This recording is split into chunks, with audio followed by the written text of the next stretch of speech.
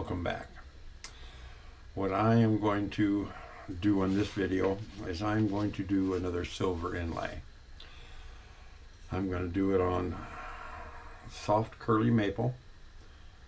That's the piece that I had showed earlier that was a big long piece. I've cut several smaller pieces off for doing different inlays. On this one, I am going to do this flower and then the stem and leaves that are down here. This other stuff I'm not going to put in. Now this originally was one of my leather templates. When I used to carve and tool leather, which I am just so sorry that I don't have my tools anymore. I stopped years ago for some stupid reason, but I had thousands of dollars worth of leather making tools, leather carving tools, and got rid of them and wish I dearly had them back right now, and but cannot afford to get back what I had. So anyway, I am going to use that as a pattern for wire inlay for that. So let me get the camera set up, and also I'm going to try. I don't know if I'm going to be able to do it or not, but I'm going to try to film with two different cameras and maybe do a video in a video. I don't know if I can. I did it once, long time ago, and I can't even remember what it was that I had done it on. It must have been a walking stick, but and it seemed to work pretty good. And I don't know, doing the carving and stuff, or not the carving, but the pushing and then the wire inlay. I'm thinking that if I could get two different perspectives of it, it would show it better than just one, because I get my hand in the way and my head in the way or whatever. If it's completely overhead, which I can do, or have it set up with what I've got here on the tripod, and just fold the camera down and do it that way.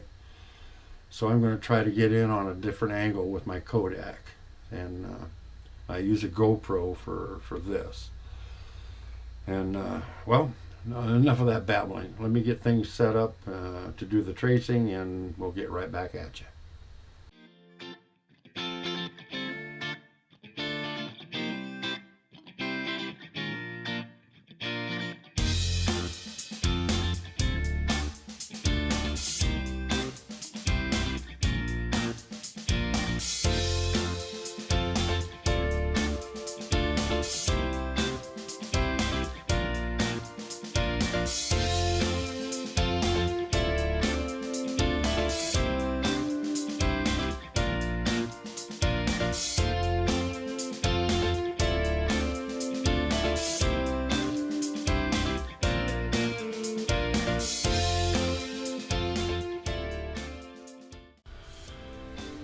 Okay, done tracing it onto the paper. Now I got the paper and then the copy paper and my wood. I'm going to trace the flower onto the wood now.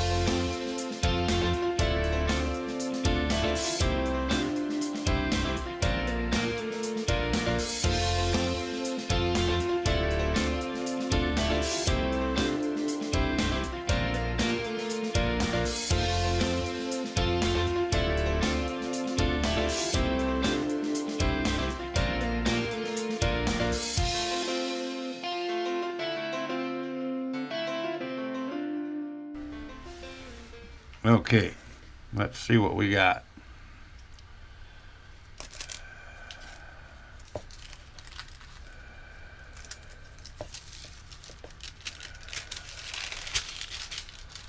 Oh yeah, that turned out very nice. I am pleased with that.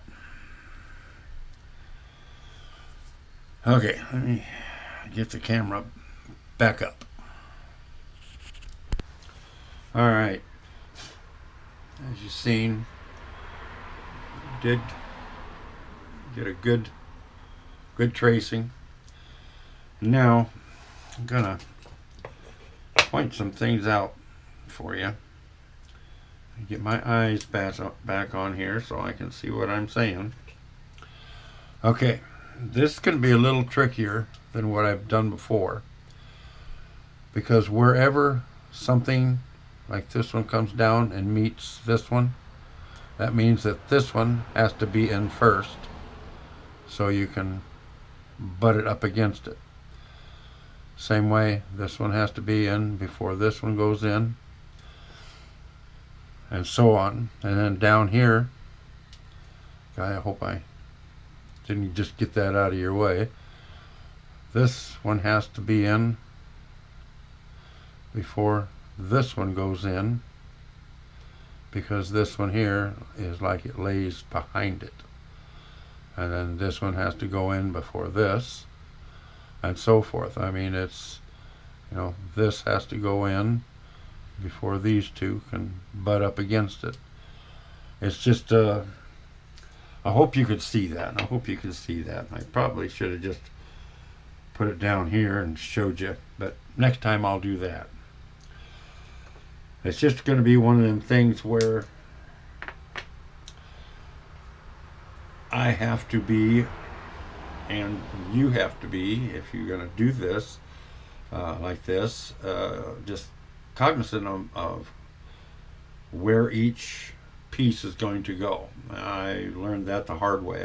I put it in, and then I tried to butt it up against the piece, you know, tried to put a groove in so I could put the other piece butt up against it, and it just didn't work out right. So you always put the piece in first, and then put the other piece to butt up against it, because it just, if you get it a little too short, a little too long, then you're in a world of hurt. I hope I made that clear and didn't totally confuse you like I totally confused me. Anyway, I'm going to use German silver on the vast majority of it. On the center of the flower, I'm going to use brass, and I think I might use sterling silver on the leaves. I think it just sterling silver is about half as thick as the German silver. So I don't know. I want the flower itself to, I guess, be the center point, the focal point. So if I make the bottom, the leaves and stuff down there a little bit thinner, hopefully that will be okay, pleasing to the eye, I guess. And that's something that you need to look for too. Another thing, just real quick, I use copy paper, the old black carbon copy paper. To me, it gives the sharpest, clearest lines, especially on a light wood, you know, like the soft maple. But you have to remember, when you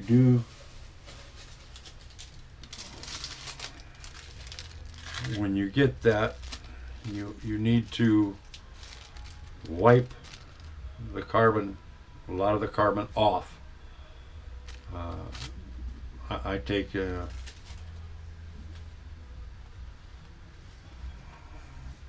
towel, as you can see up top here, I wiped a lot of the carbon off, because if you don't, there's so much of it, and any pressure you put on it will smudge onto your wood, and then you've got a mess, and that's learned the hard way too. So anyway, stop babbling around with that, and I'll get everything set, and we'll start pushing in the grooves. Alrighty? Alright. Something else here, kind of quick. I'm using, the German silver is 14 thousandths thick and 55 thousandths tall. Excuse me. So I make my own tools to do that out of X-Acto knife blades. I can get one up here real quick. The old X-Acto knife blades. And then I take the sides down, because they can be 25 thousandths thick. So I take, and I do it by hand. I take wet dry sandpaper, and I have a piece of marble that I set flat, and I sand the sides until I get it. I suppose this one's probably somewhere around 18, 19 thousandths thick. I don't get it right down to the 14 thousandths, because when you push the wood and you pull back out again, the wood tends to kind of come back, spring back after you do it, the fibers. So when you get your blades, I have a dial caliper that I use to check the thickness all the time. Then once it's the thickness you want, you put an edge on the very point, because from here, get this out.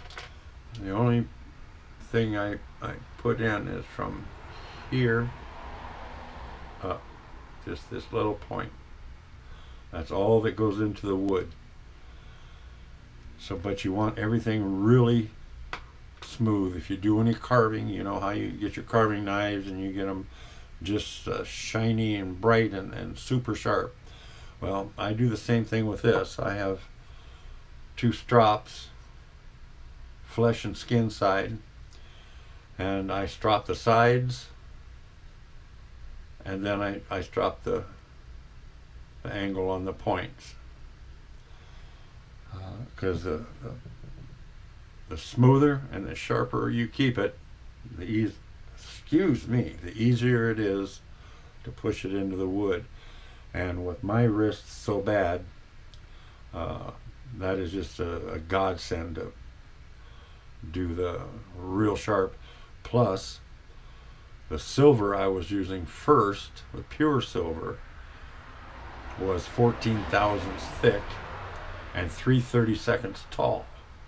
So I had to have a long tool to punch into the wood. Well, especially in walnut, that I think in that one video I made, I was tapping them in.